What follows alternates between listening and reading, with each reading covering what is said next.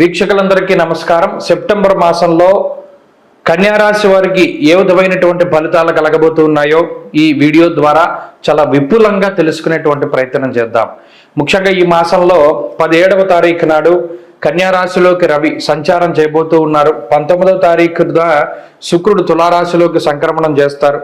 24వ తారీఖున బుధుడు ఆయన కన్యా సంక్రమణం చేయబోతూ ఉన్నారు. అంటే 3 గ్రహాల యొక్క మార్పు మాత్రమే ఈ మాసంలో మనకి కనబడుతూ ఉన్నది. మిగతా గ్రహాల్లో అంటే శని వక్రగతిలో కానీ మిగతా గ్రహాల గతుల్లో కానీ మార్పులు ఇవి కూడా కనబడడం లేదు. ప్రత్యేకించి ఈ గ్రహస్థితిని పరిశీలన చేసినప్పుడు కన్యా రాశి వారికి జన్మరాశిలో ఉండేటువంటి శుక్రుడు ప్రధానంగా అనుకూలించేటువంటి గ్రహంగా చెప్పవచ్చును. అంతేకాక భాగ్యస్థానమందు ఉన్నటువంటి గురుడు కూడా ఈ రాశి వారికి అనుకూలించే గ్రహంగా చెప్పవచ్చును. ఈ 2 గ్రహాలు మాత్రమే ప్రత్యేకించి అనుకూలంగా ఉన్నాయి. ఇక్కడ షష్ఠ స్థానమందు శనేశ్వరుడు ఉన్నా ఆయన వక్రించి ఉన్నారు కాబట్టి ఆ ఫలితాలను మనం పూర్తిగా ఈ రాశి వారికి అనుకూలంగా అవి ఉండవు. ఒకవేళ ఉన్నా కూడా చాలా తక్కువగా ఉంటాయి తప్పితే పెద్ద ఎక్కువ ఫలితాలు ఏమి రావు. ఇక్కడ ఈ 12వ స్థానమందు ఉండేటువంటి రవి బుధుడు రవి బుధులు మరీ ముఖ్యంగా రాస్యాధిపతి 12వ ఇంట్లో ఉండడం అనేటువంటిది ఒక ఇబ్బంది.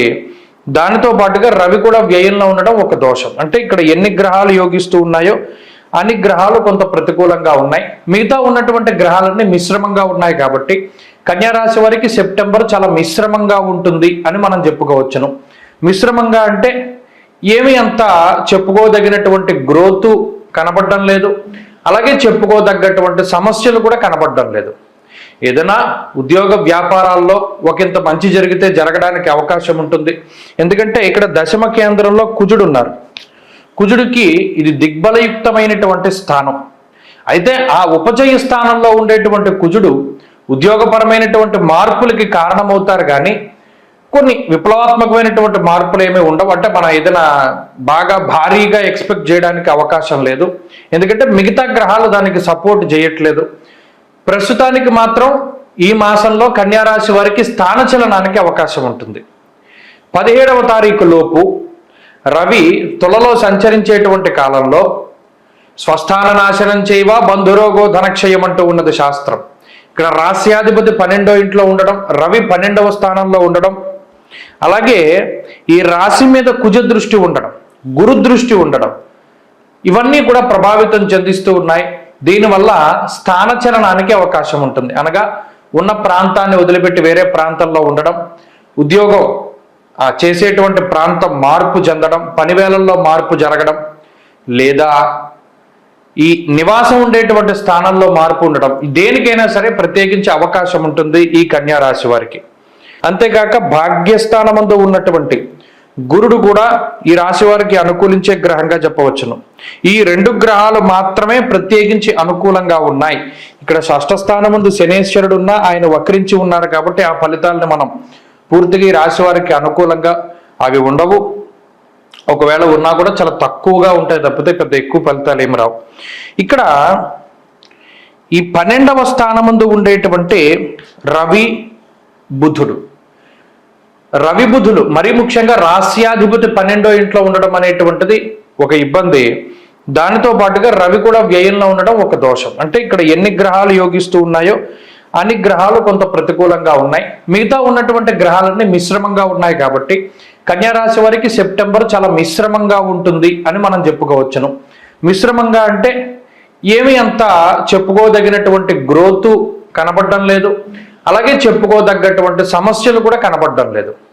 ఏదైనా ఉద్యోగ వ్యాపారాల్లో ఒకంత మంచి జరిగితే జరగడానికి అవకాశం ఉంటుంది.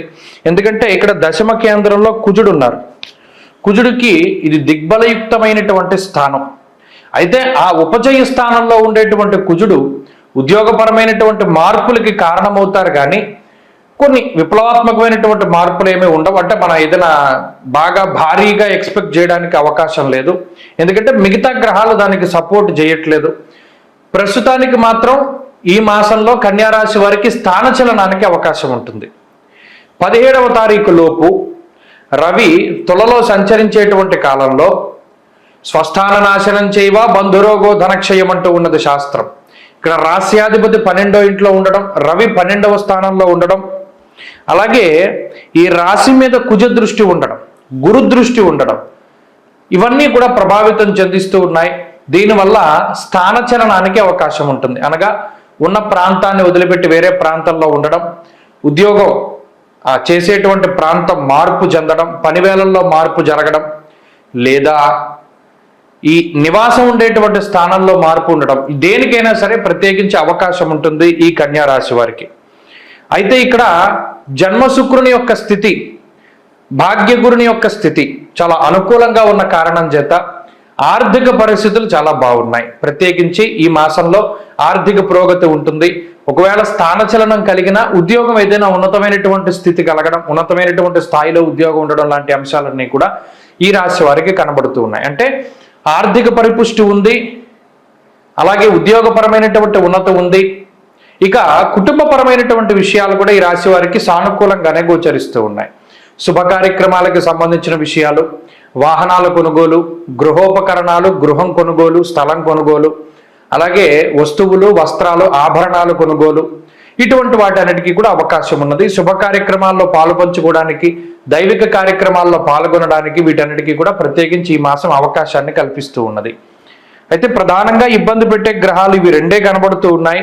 మిగతా గ్రహాలన్నీ కూడా కొంత మిశ్రమమైనటువంటి ఫలదాతలుగా ఉన్నారు. కాబట్టి ఈ మాసంలో ఏదైనా కొంత సాహస కృత్యాలు ఏదైనా చేయాలి, లేదా ఏదైనా రిస్క్ తీసుకోవాలి అన్నా కూడా తీసుకోవచ్చును. ఎందుకంటే దానికి అంత ప్రమాదం ఏం లేదు.